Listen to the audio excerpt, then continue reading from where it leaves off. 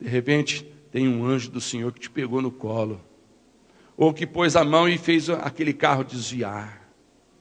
Entende? De repente você está numa loja e ali acontece um assalto e você chegou depois que aconteceu o assalto.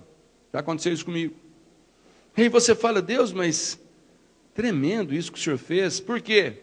O anjo do Senhor está protegendo em circunstâncias que não dependem da nossa vontade, do nosso conhecimento e dos nossos recursos. Amém, irmão? Então, quando não depender de nós, fica tranquilo, Deus tem os seus anjos para nos proteger. Por que ele usa anjo? Porque em Hebreus capítulo 1, versículo 14, olha o que diz aqui. Hebreus 1, 14 diz, então o que são os anjos? Pergunta para o irmão do lado, o que é anjo? Você tem uma ideia do que é anjo? O que é anjo? Nós temos uma concepção na nossa mente, todo mundo acha, anjo é o quê? É um ser celestial. Tá? Para que serve esse ser celestial? Todos eles são espíritos que servem a Deus. Diga assim, anjo é espírito que serve a Deus. Ele não serve a você. Ele não é teu servo. Não fique pensando que anjo é um servo que você fala, ô anjo, por favor, essa caixa é muito pesada, pega de lá, eu pego de cá. Não. Você nunca vai falar com anjo, você nunca vai dar ordem para anjo, você nunca vai orar para anjo, amém?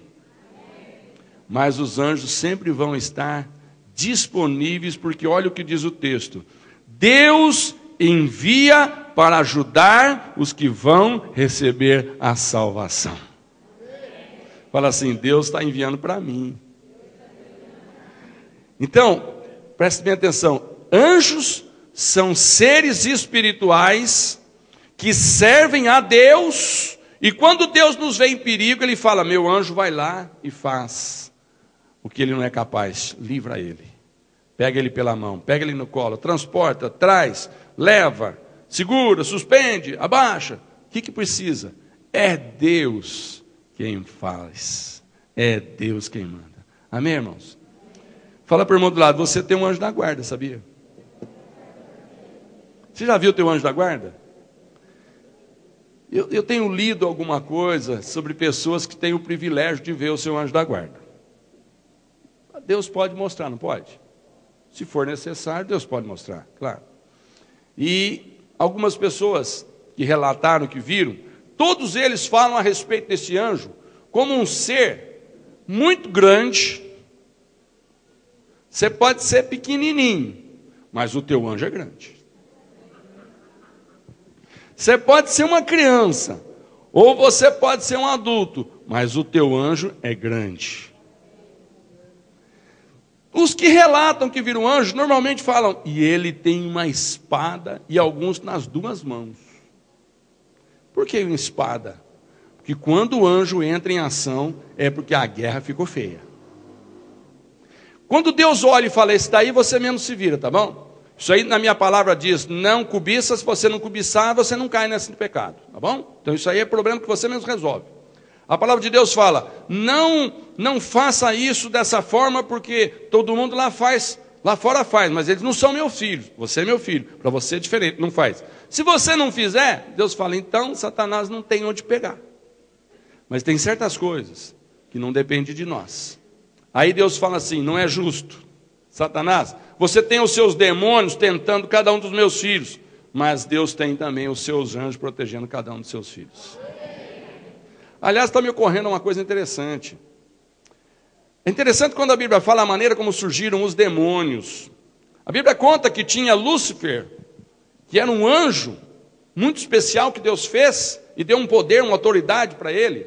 E tudo aquilo que Lúcifer fazia, Deus gostava.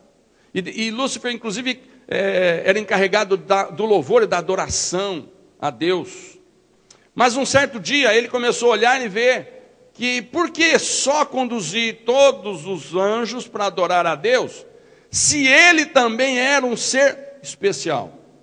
E aí ele começou a conversar com um, com outro, com o anjo, e disse, escuta, o que você acha de adorar também um pouquinho a mim? Um terço concordou. Não, você realmente é um cara campeão. Tudo que você faz agrada a Deus. Então você é um especial. Eu acho que você merece também um pouquinho de honra. Deus falou assim, ah é? Toda a honra e toda a glória pertence só ao Senhor.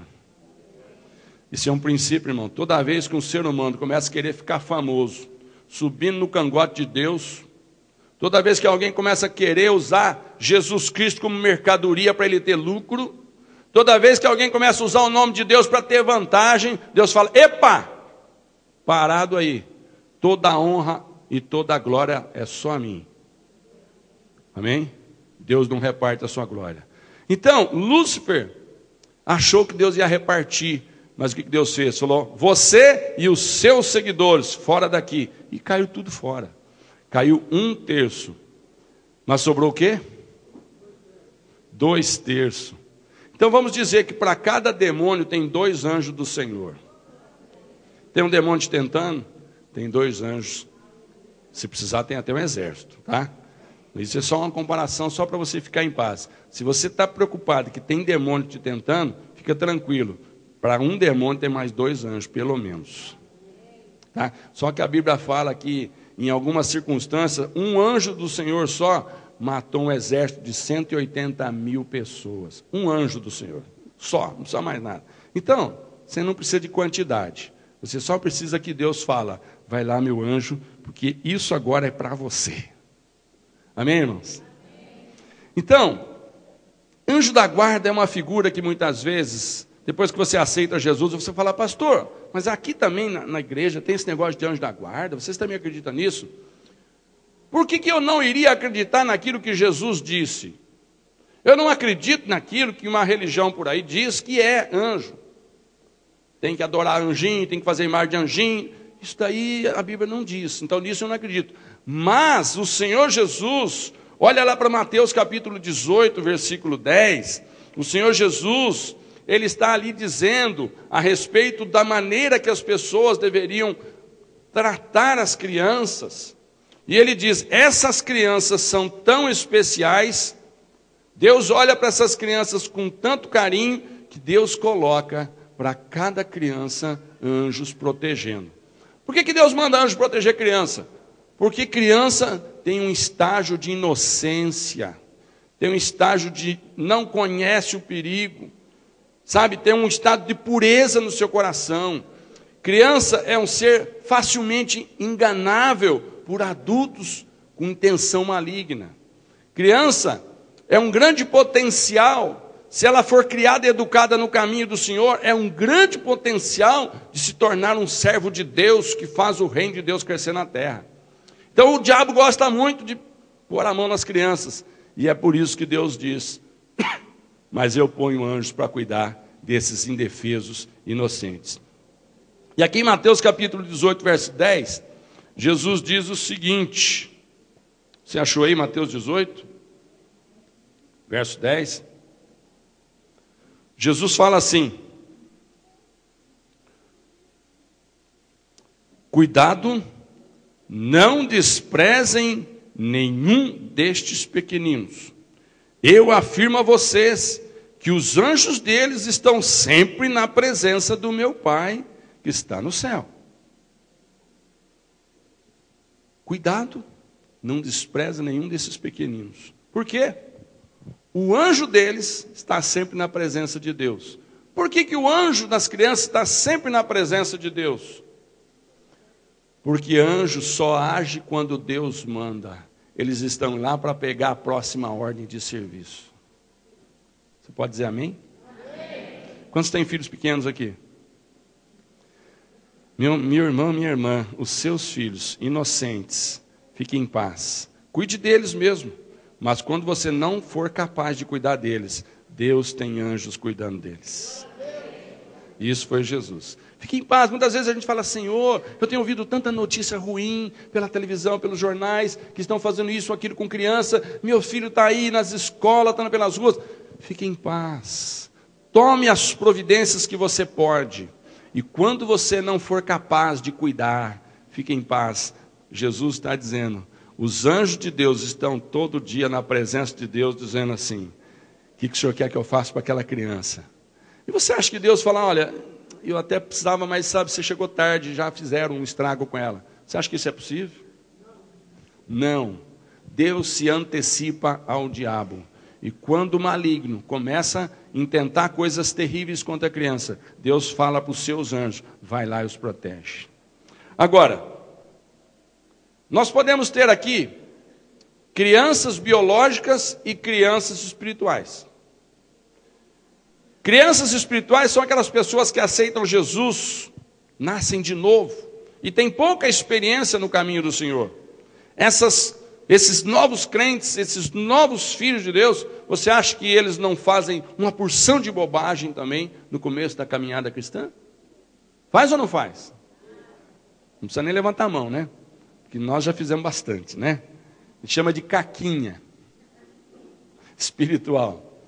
Quando nós estamos ali fazendo as nossas caquinhas espirituais, Deus fala para os anjos, vai lá, porque está fora do limite da compreensão dele. Vai lá e protege. Entenderam, irmãos? Agora, biológico, a criança se torna adulto, não precisa mais de anjo. Deus fala, agora ele já cresceu, esse negócio de anjo é para criança. Ou você sempre vai ter um anjo que te protege? Sempre nós vamos ter anjos que nos protegem. Você pode ter 180 anos, Deus vai ter um anjo te protegendo a vida inteira. Amém? Por que eu posso dizer isso? Sabe por quê, irmãos? Porque no Velho Testamento e no Novo Testamento, nós encontramos exemplos de Deus usando anjos para abençoar as pessoas. Deus queria tanto que o seu povo tivesse vitória, Deus queria tanto que o seu projeto se cumprisse, que Deus fala assim, aquilo que o homem não conseguir fazer, eu mando o anjo fazer. Só para avançar aqui, eu não vou ler os textos, porque esses textos vão ser lidos na célula. Na reunião da célula essa semana você vai aprender bastante sobre o que os anjos fizeram e o que eles são capazes de fazer. Mas só para dar uma pincelada aqui. Quando vocês ouviram falar de Ló? Não confunda com Jó, é Ló, sobrinho de Abraão. Já ouviu falar de Ló? Tá. Deus chama Abraão para ir para o lugar que Deus mandou, só que Abraão tem um sobrinho que é órfão e mora com Abraão, e Abraão leva o sobrinho de junto. Só que Ló pensou o seguinte, Deus chamou meu tio, eu não tenho que fazer as mesmas coisas que meu tio faz. E Ló observou que o chamado de Deus para Abraão é que ele não deveria morar em cidades. Abraão deveria morar em tendas, porque Deus ia dizendo, agora você muda para tal lugar. Abraão desmontava a tenda e ia para lá. Agora você vai para outro lugar. Porque Deus disse que ia levar Abraão a uma cidade, Canaã. Então, enquanto não chegasse até lá, não adiantava. Construir o quê? Casa para morar quanto tempo? Alguns meses? Ou 1 ou 2 anos? Não sei.